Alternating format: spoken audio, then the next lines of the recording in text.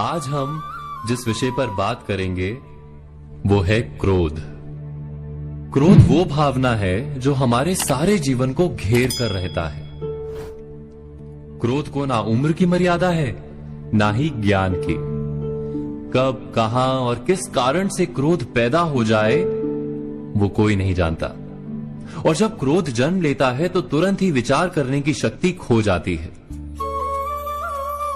बुद्धि पर अंधकार छा जाता है। वर्षों के संबंध पल भर में टूट जाते हैं। सारा जीवन बिखर जाता है। किसी भी कारागार में जाकर देखिए, अधिकतर अपराधी क्षण भर के क्रोध का दंड भोगते हुए दिखाई देंगे, पर फिर भी हम क्रोध पर अंकुश नहीं लगा पाते।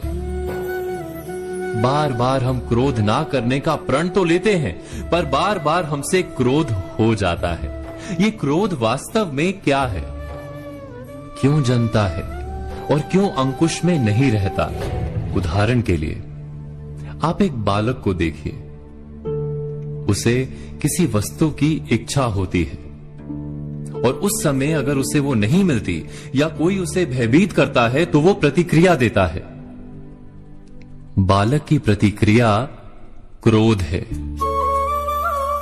क्योंकि बालक निर्बल है, निसहाय है। बालक अपनों से बड़ों को अपने वजूद का एहसास, अपने अस्तित्व की प्रतीति करवाने का प्रयास करता है क्रोध के माध्यम से। बड़े होने पर भी हम क्या ऐसा ही नहीं करते? क्या क्रोध हमारे भीतर बैठे बालक का प्रतिभाव नहीं? अर्थात क्या क्रोध वास्तव में केवल बालक जैसे व्यवहार का नाम नहीं? जब अहंकार को घाव होता है, जब भय लगता है, जब कोई वस्तु हमें प्राप्त नहीं होती, तब हमें क्रोध आता है, ठीक किसी बालक की भांति।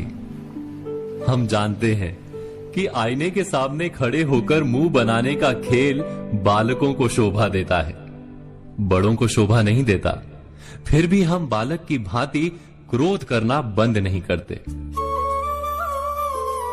हम अनुभव से जानते हैं, दूसरों को देखकर बता सकते हैं कि क्रोध से कभी कुछ प्राप्त नहीं होता।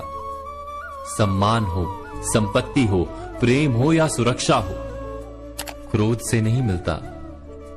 मिलता है तो प्रयासों से, कार्य करने से, बुद्धिपूर्वक विचार करने से। मनुष्य मात्र अपनी आदतों के अनुसार ही जीता रहता है।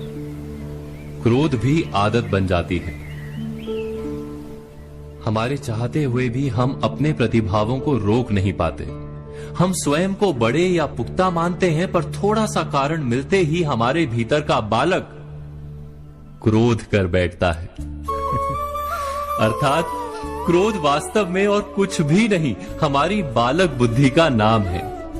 जैसे ही हम इतना स्मरण में रखें कि हम बालक नहीं, बालक जैसा व्यवहार हमें शोभा नहीं देता, वैसे ही क्रोध स्वयं ही बंद हो जाता है।